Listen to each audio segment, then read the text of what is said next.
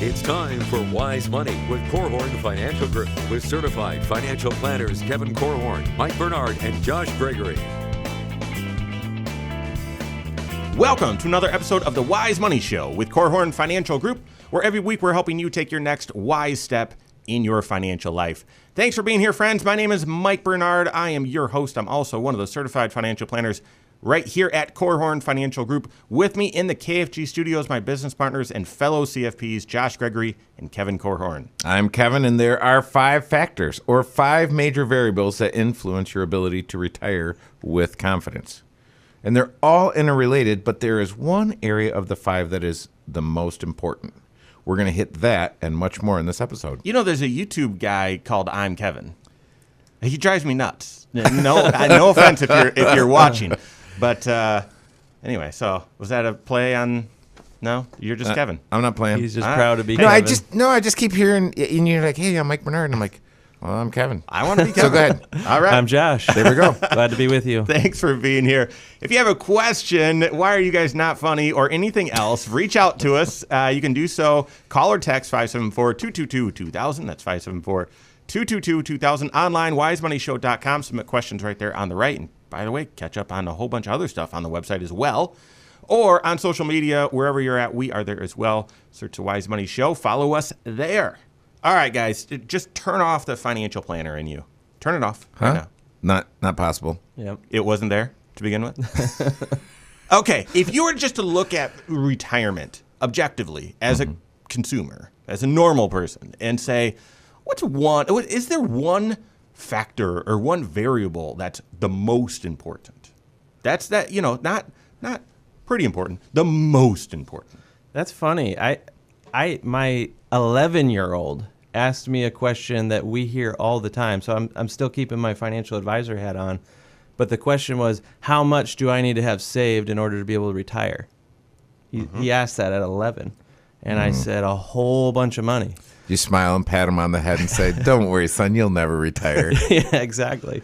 So I don't know. Don't you think that's probably the one variable that it's just I have to get to a certain number, a certain dollar amount, and then I'm good. I'm ready to retire? I would assume that would be 90% of people's answer. Yeah, I would. Even for an 11-year-old who's never worked a day in his life. Yeah. Kevin, would you agree?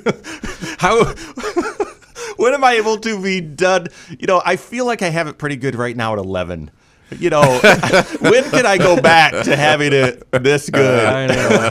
I know you are retired, son. That's right. My goodness. That's right. You go to school and hang out with your buddies all day. My goodness.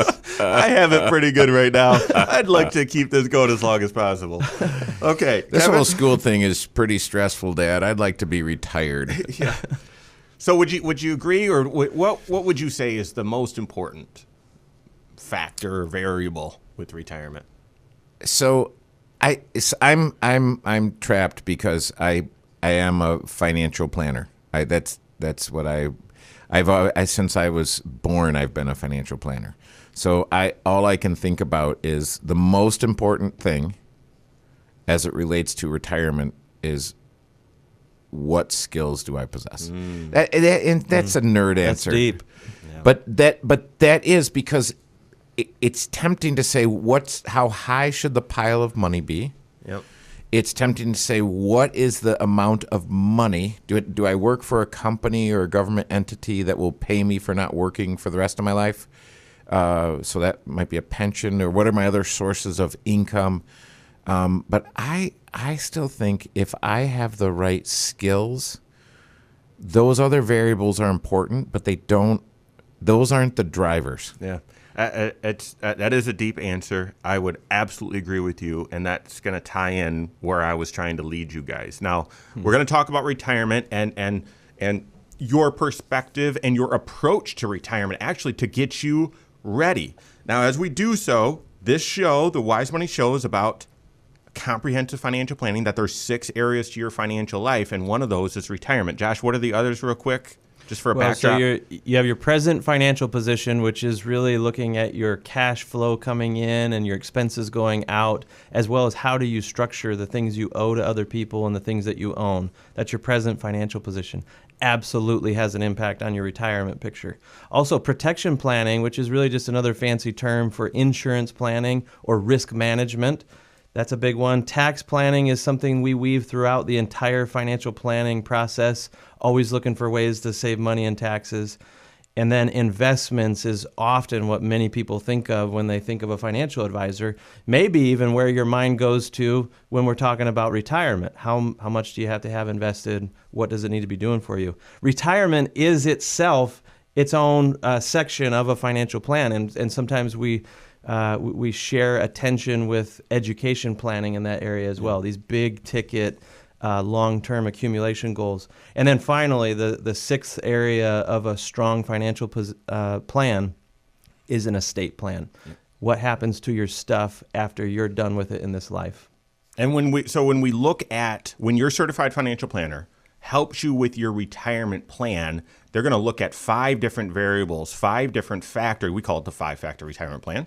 And so those 5 factors that all are interrelated to see if you're on track for retirement and what adjustments need to be made to be on track or stay on track. It's your age. So when are you going to retire and what's your life expectancy? So how long will retirement be? Your spending, and that includes inflation, but it includes new expenses that will come up in retirement, includes debt, includes other things, health insurance, right? Your third is your retirement income sources. So how do you draw Social Security? What's your strategy? Do you have a pension? Do you have real estate? Should you have real estate? The fourth factor for retirement is how much do you have saved? And then how much are you sacrificing? How much are you ongoing saving? And so what's your nest egg? And then the fifth is how much risk are you comfortable taking with your investments? No risk, medium risk, high risk, changing over time. And so it's the blend of those 5 variables, those decisions. So of those now, I would argue, and I love to play this game with you guys, where I tell you this is my opinion and state it as a fact. I think I'm the only one that does that. Fireworks. That's right. I would tell you all 5 of those variables are tremendously important. And you can't make a decision in one variable without it impacting the others. And quick explanation. Right now, you look at how much risk is in the stock market, and you might say, I don't want to take any of that. Not when I retire. I want it to be all my money to be safe. Well, that means you got to work longer or save up more or spend less, right? So they're all connected. But it does seem like spending would be slightly more important than the others. I have seen, and you guys have as well, you've seen people retire with barely any money saved up. Mm-hmm. But you've also seen people retire and fail with a boatload of money saved up, millions of dollars, and it just doesn't work because they spend too much. So they're all tremendously important. But spending has a special, in my opinion, a special place among those 5, as it just, to me, needs a little bit more. Why is that? There's a good reason why, but why would you say that is? I don't know. I think personal choice. It's sort of our habits. It's you have a vision for retirement. Listen, if I can't live this way, I don't want. I'll just keep working. I don't know. Well, when we stress test someone's retirement game plan, I've always found that the spending number that you plug in there, you tweak that up or down, even just a little bit, and it has the most impact on the probability of success over a long period of time. So I have the right answer, and I want to give it to you, but I think we're a little we got a short squeeze on time here. A short squeeze on time. Yeah, check out last week's episode if you're wondering about short squeezes and whether you should have those as part of your portfolio or whatever. I'm anxious to hear what Kevin would say, and I'm actually, for the first time in Wise Money history, I've stated an opinion as fact, and Josh and Kevin appear to agree with me. No. We will. Don't be deceived. We'll pick that back up and then apply it to your situation, because we had a very interesting circumstance come up at KFG and want to talk through it with you. So that and more coming up on the Wise Money Show with Korhorn Financial Group. Hello, YouTube. Thanks for being here. This is the Wise Money Show. You're at the Wise Money Show channel. If you're not a subscriber, hit that subscribe button, turn on notifications, smash that thumbs up button. Right here, this is our weekly 1 hour talk show. I know, 1 hour for YouTube. Yeah, it is. Yeah, 1 hour talk show that airs right here on this channel at 10 a.m. every single Saturday. It's also on podcast, so check that out. It airs on a couple radio stations, Northern Indiana. And so if that's not for you, this is too long. Every weekday, we have a next wise step, a financial nugget applied directly to you in a more palatable form, 7-8 minutes, something like that. So if you're not a subscriber, hit that subscribe button, turn on notifications, smash that thumbs up button. All right, let's roll. And we can. I mean, this example happens all the time, and we can change some of the details. I mean, it happens all the time. But I think so. When do we get to correct you, though? And I Right do think there's something special about spending that we haven't. Yeah, your answer. So, but I do, for all those folks that are tuning in on YouTube right now, thank you. I just want to say thank you. We have had the most incredible response from folks from Florida to Maryland to California to Pennsylvania to Peoria, Illinois, all over this country. People have responded and actually reached out to us and said, "Hey, can you guys help us?" And we love serving people. We're trying to change the world. Yep. But it is really And even beyond that, the folks that have reached out and said that's helpful, that's valuable, that was helpful perspective, helpful content. Yeah, thank you. That I completely agree, Kevin. Thanks. Yeah. Thanks for reminding me. And if you have any ideas for us, just leave them in the comment section below. That's right. All right. Here we go. For the first time in Wise Money Show history, I made a declaration. Josh and Kevin agreed with me unanimously. I'm just kidding. Now, Kevin's going to share his perspective on why spending is such a tricky part and a unique part of your overall retirement readiness game plan. And then we're going to help you get ready for retirement and have a wise approach. This is the Wise Money Show with Korhorn Financial Group. Thanks for being here. My name is Mike Bernard. Here with me in the KFG studios, Kevin Korhorn and Josh Gregory. Stay up to date on all Wise Money content. Find us online, wisemoneyshow.com, and then all over social media, wherever you're at, we are there as well. Check us out. Search Wise Money and follow us on your favorite platform. All right, so there's 5 factors that all are sort of interrelated to determine, are you on track for retirement? What do you need to get on? What do you need to do to get on track? Your age, your spending, your income sources, your nest egg, how much money you have saved up, and your risk tolerance. I believe they're all important, and I'm so close to saying equally important. It just seems like spending is a little more unique. I would say it's more important than the others. These two don't necessarily agree. But so, Kevin, why is spending? What makes it special? What makes it different? Well, so one of these things is not like the other ones. So what is it about spending that makes it different than the other ones? I'm still waiting. I know. On an You got to answer. share the answer. Come on, tell us. Josh, see, I don't like to play this game with Josh because he usually actually has the right answer. But Are you going to refer to how you have maybe the most control over that one? I'm done. I quit. I'm taking my ball and going home.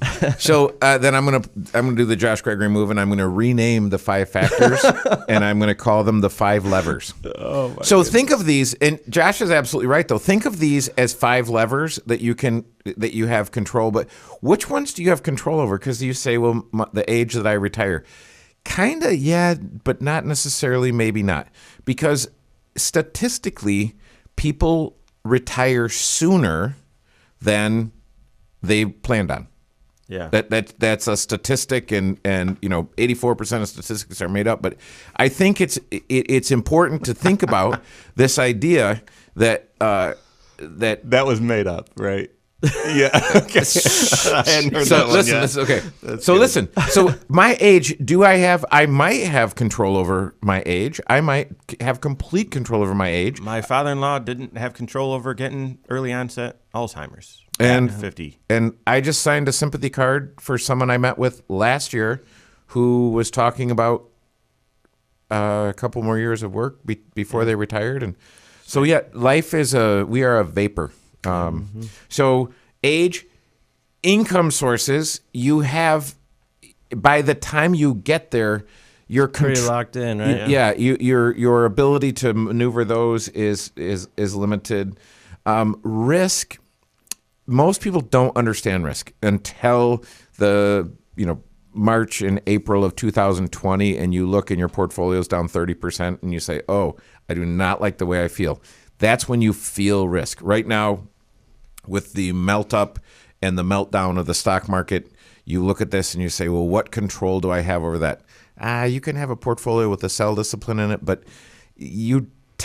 there's not a lot of control over what the markets do. It's only a response, right? I only have a response. And how much I have in my portfolio, not a lot of control. I have the most control over my spending, and I can control my spending. Now, the thing that I don't even think that's the part that needs to be controlled. The part that needs to be controlled, and it's related to my spending, is my emotional health. Because spending, for some people, spending is how they taste the salt. It's how they spend to achieve a certain thing emotionally that they can't achieve other ways. Yep. And some people achieve that. Now, I achieved that for years by eating. So you're like, maybe you can identify with that. Maybe you can't. Literally tasted salt. I literally tasted the salt and everything else. And the sugar. And the sugar. Mostly sugar. So you say, okay, go ahead, Josh. No, keep going. I'm going to piggyback on what you're saying because I agree with you completely. But if tasting the salt, if getting the meaning out of life is connected to how much I spend, or on the other end of the extreme, how little I spend, I probably am either going to, if it's related to how much I spend, I'm probably going to make myself and my financial advisor miserable. If it's related to how little I spend, I'm probably going to make my spouse and children and people in my orb miserable. Because I'm communicating to them on an ongoing basis that money is more important to them. What this cost is more important than they are. And so it's fascinating if you study this stuff. And I want to say this in a way that's not judgmental at all, because this is the stuff of life.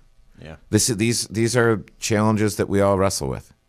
I was so excited that Mike claimed that spending is the most important of the 5 factors that will determine your retirement success, because I feel like this is the perfect opportunity to do a Mike Bernard and tell you that I disagree with you, but then state all the reasons why we actually completely agree. Hey. Not that you've ever done that to me on this show before, Never. No. The idea of spending, to me, I would state it a little bit differently, maybe a little bit more in line with what Kevin was saying.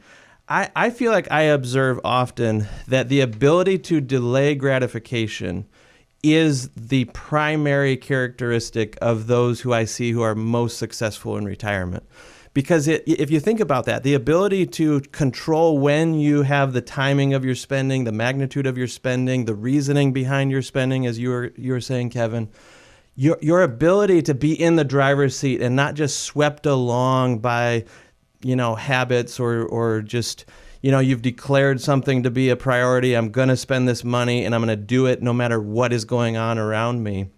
Folks who don't get sucked into that trap, they are more likely to be able to have margin in their life throughout their working career because they're controlling their spending as they go, which means they have the ability to save along the way as they go. But then most importantly, when they get into retirement, they're a little bit more flexible on the spending, which means they can adapt a little bit easier. As the investment world cooperates, great. Maybe now is when we do that kitchen remodel or we take that big trip. If the world is not cooperating and things are kind of crummy right now, they can ease off and say, we can postpone this. We don't have to spend that, because they're not getting their life's meaning out of the spending that they're doing. It's just a decision that they are in control over. So this started as what I'm about to tell you started as a joke, but so Josh, what you're saying, I have talked about on the show periodically. no one's named it, so I'm calling it the Bernard paradox. I started You're as a joke, but I'm calling it the Bernard Wow. paradox. Listen, the more you control your spending during your working years, so the less you spend, the more margin you have in your life, the more ability you have to save up a lot of money. But the less you spend, you actually don't need that much to save. You don't need to save as much for retirement because you do a great job managing your expenses. The opposite's true, though. The more you spend, right, the less you're able to save for retirement. But the more you spend, the more you have to have saved up. And this is this paradox. And let me state this. We should have said it earlier. Your financial advisor, your certified financial planner wants you to have overwhelming success. Enjoy the salt of life. That's why we do financial planning. That's why. Not to say you're not allowed to spend, you shouldn't spend, don't do anything. No, it's planning so that you can live that life you're called to. So that you can, without, judgment or feeling guilty, you can go spend and do amazing things and taste the salt. Now, we're going to apply this to your situation and tie all this together. That and more coming up on the Wise Money Show with Korhorn Financial Group. Leave a comment below. If you've hung with us this far, rename it Bernard Paradox. Doesn't have a good ring to it, right? It's terrible. It's terrible. But no one else has come up with We'll have that renamed by the end of the show. So leave a comment below. I mean, what should it be? You guys are idiots, or just tell us. What should it be? Reminds me of my time at the lake this summer. Okay. Because I'm just thinking of the paradox, and I just. Oh my goodness. Paradox. Dad joke. Yep. The dad joke paradox. All right, let's go. You can't resist a pun, can you? Like, if it pops in your head, it is coming out of your mouth. I know. My filtering system hasn't worked for 53 years. All right, so we'll bring it home. We'll clean it up this segment. We can do okay, it. so segment are we in? Wait, third. So, Are you serious? Yeah, no, that went like through a goose. So, so I think We don't need to share Nope. the big story, but no, but how are we gonna? I'll do it. You ready? Yeah. Okay. Yep. And Josh, And then you can ad lib, but then I want to focus less on the Steamroll story. over. Go. I want to focus less on the story and more on. So then, what do you do about it? Yes, that Right. So yes, I'll say the story, the example, really quickly, and then we'll focus on what you do about it, because that's way more important. is the story important? Just to have people find themselves. Okay. So, okay.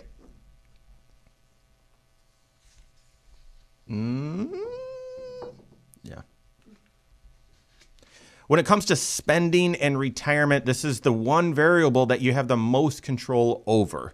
And so how do you get it right? How do you retire once and do it successfully without guilt? It's getting spending right. We're going to talk about that and more. This is the Wise Money Show with Korhorn Financial Group. Thanks for being here. My name's Mike Bernard. Here with me in the KFG studios, Kevin Korhorn and Josh Gregory. Every episode of the Wise Money Show is on podcast. Wherever you listen, go check it out.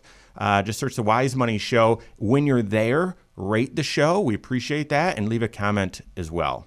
So we're talking about retirement planning and the 5 factors, but we're taking a different approach to bringing this up and about, which of the 5 factors are most important and why is spending unique, all because of an example that just happened at KFG last week. But it's not important because it just happened last week. Wow, what a surprise. It happens all the time. And so I'll just share with you a brief story here, and then we'll talk about, well, how do you make sure you don't fall into this trap? So here's the story. New couple comes in, and they're sort of sharing their big goals and wishes and hopes. And in this particular case, the big goal was retirement, and retiring soon, couple years. And okay, and trying to peel back the layers of the onion. Okay, well, what else is going on in your financial life, and how are you going to get there? Blah blah blah. What sacrifices have you been making so far to get there? And it sort of revealed that there's a whole bunch of baggage in the person's present financial situation. Lots of debt, which has fixed obligations, and sort of disorganized, not a lot of savings, no emergency fund, lots of debt. And again, this is not judgment. We're just observing. This is what's going on. So then when you get to the goal, okay, well, tell me about retirement. Well, and the example is someone says, my goal is to retire very soon, within a couple of years, and basically live a certain lifestyle. So spend a certain amount that in reality, they haven't ever spent that low in their life. And you might even look at the fixed obligations, the debts in their life, and it would be impossible to live that way actually in reality because of the fixed obligations. You don't have the control over your life, over your spending, when you've got to pay $400 for that car. You've got to pay $350 for this loan. You've got to pay $1,700 to that mortgage. You don't have that discretion. And so basically, this happens a lot, and this is for your certified financial planner to work with you to solve. So this isn't a can't help you. I'm just stating. Oftentimes, we go through the 5 factors and specifically the spending number, and people say, we can live on this, but they've never lived on that before in their life. Mm-hmm. So it makes your certified financial planner reluctant to build a plan, a reliable plan, assuming you'll live at a lifestyle that you've never lived at before. Right. Because that's the thing. Your financial advisor is not, do not expect them to make value judgments. They're not going to judge you. They're not going to judge what you've done up to this point. We work with people because we love people. Absolutely. So yes. We love people and we love to serve people. So where are you today? What do you want to do? It's not about what I want to do. What do you want to do? All right, let's figure out how to get you there. Right. But it is useful when you say, how are you going to live in retirement? If they're saying, hey, I've lived a certain way up to this point, but I'm going to live completely different in retirement, it is hard. It is hard for the leopard to change his stripes. So, if you, I'm not joking. So how are you going to live? And the other thing that sometimes is interesting to me, and again, I want to be careful how I sound because I don't want to. I am not judgmental. We love people. We love helping people. But sometimes people come in who've had a great income for years, 20, 30 years, fabulous income, and almost nothing saved.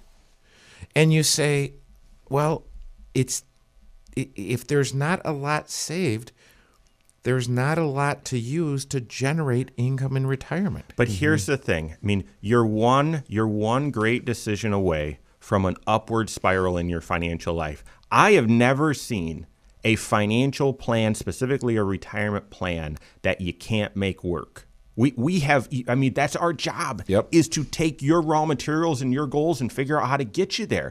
It's just how, what's the sacrifice, what's the trade-off, what's the adjustment. So with that backdrop, if you can find yourself there, or at least say, yeah, actually that seems like that could happen from time to time, what do you do about it? The very first thing, and Kevin, I learned this from you very early. It was surprising to me when I was young and learning and you were mentoring me. It was, oh, okay, well, let's start living that way right now. Let's practice. Yeah. And you'll be amazed what you can do. Oh, yeah, your retirement plan says you've got to live, or you think you can live on $4,000 a month. Okay, awesome. Right now, your income's $8,000 a month. So let's start living on 4. And the other 4 of take home, let's have that accelerate your readiness. So let's use that to pay down debt or accelerate that Roth contribution. And so you've just worked the Bernard paradox, if you will. You've started to practice living on what you said you'll live on, and you've freed up margin to accelerate you to get you to that goal. Yeah, I mean, you're describing basically a dress rehearsal for retirement. And this might be one of the most important exercises you go through in the last 6, 12, 18 months leading up to retirement. But the far better option is to practice these habits throughout your entire working career, throughout your entire marriage, where you do have control over your spending and you are living well beneath what you're capable of living at based on your income. And to me, that's important because all these 5 factors, you have to practice being in control of them. You have to build up confidence over time because you know that you can budget. You know that you can live on whatever amount of income you've got to live on. You described, Mike, that there's never been a financial plan that we couldn't make work if human behavior will align with the reality, though, right? You can live on $3,000 a month in retirement, it might be really stinking hard if you're used to living on 10 grand a month in retire or throughout your working career, though. Yeah, and I like to help people with analogies, so it's easy to work with a teacher because you say, hey, do you have a lesson plan before you teach? Yep. You should have a financial plan before you do this. Recently, I've been working with a pilot, and we've talked about the pre-flight checklist. So I say, okay, well, what's your pre-retirement checklist? All right, we need to have these things accomplished before this thing is able to. One of the things, and going back to that, I mean, one of those things that's on the list for the folks where this really resonates is I got to relieve some of this debt. I've got a lot of, I spend a lot, quote unquote, because a lot of it's got to go to debt. And so if I can get that debt paid off or adjusted or tweaked before retirement, now I've just magically adjusted my spending number. You're exactly right. You eliminated some of those monthly obligations and everything.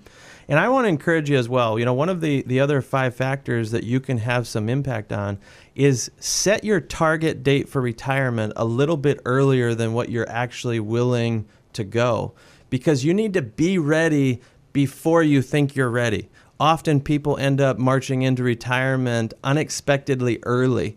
And if they're not ready, there's major and sometimes painful adjustments that they have to make in order to make ends meet based on that earlier retirement date. If this is you, if this resonates, or if you're unsure, and sit down with your certified financial planner. Sit down with your CFP. They're going to be your fan. They are going to be in your corner wanting to figure out how to get you from where you are to where you want to be in the best, most efficient, safest, and most creative way possible. They've got the ability to coach and help and guide you along the way so that all 5 of those factors are in sync. We've got a special sponsor for today's program. We've got great questions, all thanks to auto owners. That and more coming up on the Wise Money Show with Korhorn Financial Group. All right. Okay. We're having the photo shoot next week for the auto owners billboard. Oh, are we? Cool. No, but I want to. Come on. Listen, I'm serious. When you drive through Michigan, like every community you come up on, there's an auto owner's billboard. I'm like, where's the auto owner's billboard? With agents pictured that shouldn't be pictured. Yeah. So look, we got a face for radio. Come pretty on. sure, the 3 of us shouldn't be on a billboard. All right. Speak for yourself. Okay, so we're just going to go, we actually have 2 shows here with, so hopefully we're not burning through all 5 of these red questions, but we'll just go 1, 2, 3, maybe 4. And we've got lots of room, so. And box starts coming? Yeah. Okay. How important is the multi-policy discount when it comes to insurance, or should you diversify? Should you diversify your insurance companies and make sure you're not with one that's a stinker, right? We've got that question from a fan of the show, that and more right now. This is the Wise Money Show with Korhorn Financial Group. Thanks for being here. My name's Mike Bernard. Here with me in the KFG studios, Kevin Korhorn and Josh Gregory.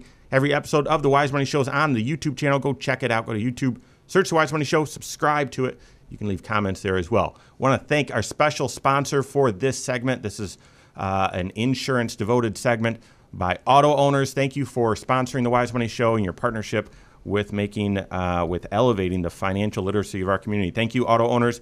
Let's get into it. Several questions from fans of the show specific to insurance. First one, how important are those multi-policy discounts? Or is it important to shop multiple places? And I'm thinking of investments. And, sometimes it might feel like, well, I've got to spread my eggs into different baskets here. Yeah. And from an insurance standpoint, maybe I should have my vehicles with this company, say a Geico or a Progressive, who have hilarious commercials, but I should have my home with a State Farm or someone else so that I'm hedging a little bit. Yeah, I mean, it is interesting to see folks try to apply a principle from the investment world to their insurance package. I actually just met with a client the other day who Just like we would say you want to have best of breed when it comes to different types of investments, different mutual funds, that sort of thing. Package together the very best of the best in every category of investing. Well, that doesn't necessarily translate over to, I want to have the best company for my car insurance, and then there's this company over here that they're really strong with homeowners insurance, and my umbrella, well, that should be over here. It doesn't necessarily work that way, although you may believe that you have the best option if you've shopped it around and you've kind of split up your coverage. And we actually helped someone reevaluate their coverage here just recently, and we showed them that when you bring it all together, that your homeowner's insurance that's over with one big brand and your car insurance with another, when you bring those together under one policy package with one company, you do start to open up certain policy discounts quite often that suddenly bring enough savings around that the total amount that you're paying actually ends up being less. And it's important to evaluate it this way and to take advantage of every possible discount that's at your fingertips. Because every dollar that you send downstream to an insurance company that's not necessary because you're overspending, that's a dollar that could have been helping you advance your financial life in some way. It's interesting because I would completely agree, Josh. You got to capture all of the discounts possible to you. You got to number one, getting the right insurance protection starts with your financial plan. There's no question about it. You've got to look at how your entire financial life is situated to determine what sort of coverage do you need, what's appropriate for you. So it's a financial planning decision. But then next, all right, so how do you got to implement that advice? You got to go get that coverage with an actual insurance company through an agent. And so I would argue when you're implementing, you do want to get that multi-policy discount. That's a big discount, usually the largest discount. And so having your home with one company and cars with someone else and umbrella with someone else likely is not going to make financial sense. But that doesn't mean you shouldn't shop your insurance around when you're doing this. Mm-hmm. Because if you just go to one company, the ones that are likely advertising the most, they're not going to shop it around. They're going to give you their solution. That's it. That's all they can offer. And they're going to tell you that this is what you need. Well, they're not fiduciaries. In the financial world, financial planning, investment world, we've got to use the term fiduciary. We've got to, hey, this is what we'd recommend if we were in your shoes. Not so with direct insurance companies. This is what you need because this is the only thing I offer. But they're not going to say that. So you should shop it around to see, okay, well, I know the prescription I'm trying to fill. My CFPs told me this is the coverage that I need. Now, Smate Farm, is that, are you or Lizard? Are you? How does it look on your end? Or car owners? Again, I'm not playing favorites here with companies, but you do need to compare coverage and cost, and then select the one that's best for you. This is why we have an independent insurance agency, why we chose not to go with a direct or captive insurance agency when we wanted to at least be able to offer a solution to clients after we give them the advice. So still shop it around, but it often, I've never seen it, make sense to have different insurance companies represent different policies just to spread the risk around. Yeah, and especially, you made the comment that your insurance decision, like your home and automobile insurance, that begins with your financial plan. And we look at your insurance decision through a different set of lenses, and it often has to do with, well, what kind of liability exposure do you have? In other words, could you attract a lawsuit if you slid through the wrong stop sign and hit the wrong individual, or if someone's had a slip and fall on your property because you weren't keeping up with some of the maintenance or something? Any time that we're working with someone who needs an umbrella policy to help provide extra liability protection or extra lawsuit protection, that right away starts kind of steering you towards having one strong company who has coverage over all of this, so that the umbrella policy, which is kind of an extra layer of protection over the car and over the house, it needs to be all with the same company. And so often when we see people who have their insurance kind of scattered around the countryside with different carriers, it's often because they've never really even given consideration to the liability piece, at least not in detail through a financial plan. Yeah, and I would like to go back. Mike was talking about this concept of shopping, and I would say don't shop. Don't shop. Have your personal shopper shop for you. Yeah. And you say, well, what in the world does that mean? If I'm shopping, I'm probably product driven.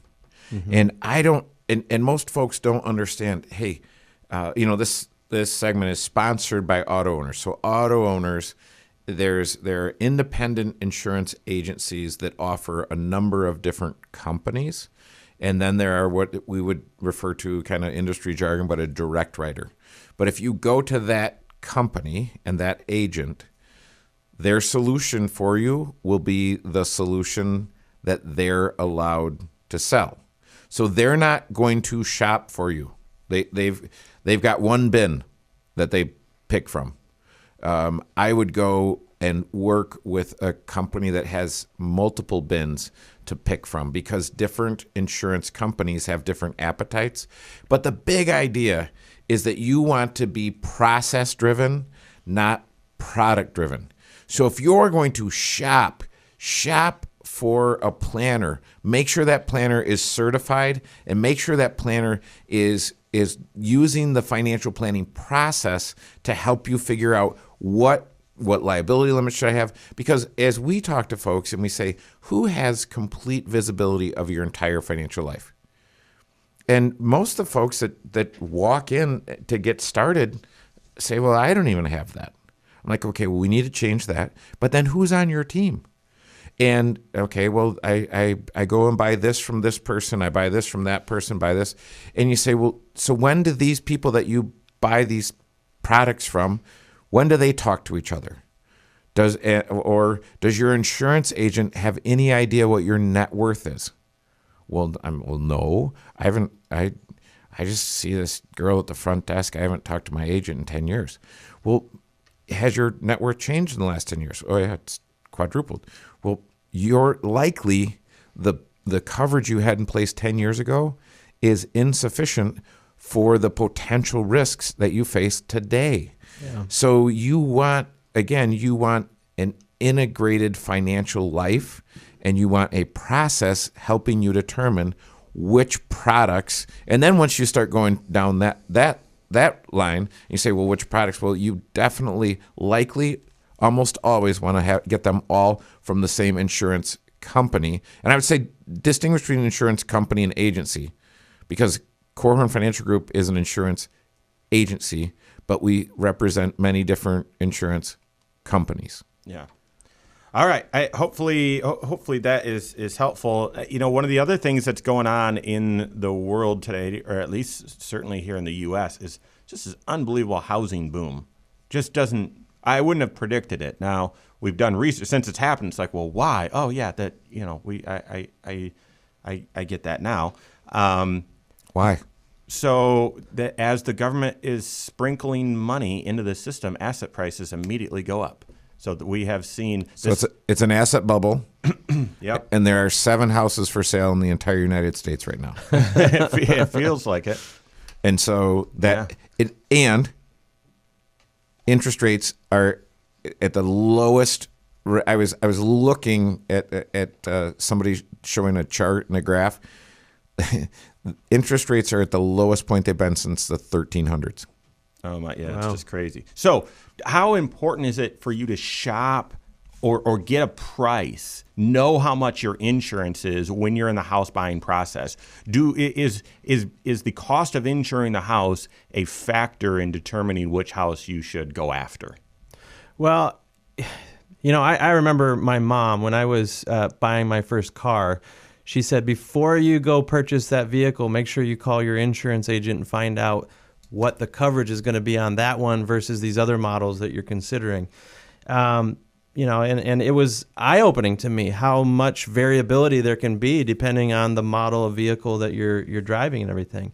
But to me, you probably can't be that precise with a house. What you instead need to do is build a mock budget on what you think your cash flow is going to look like, what you're going to be spending on a monthly basis in the price range of houses that you're looking for, and maybe talk to your agent about sort of a prototype type house, sort of a general idea of what you're looking at. Maybe there's several different houses that you're considering. But the reality is, in this type of a market with houses moving as fast as they are, it's not like you're going to be able to go in, check out a house, go get a quote on the insurance, and then maybe put together your offer. You need to know ahead of time what you can afford. And yes, that does include not just the cost of the mortgage, but the cost to maintain that house and insure that house as well. So make sure you have a comprehensive budget built before you go sign on the dotted line. That's exactly right.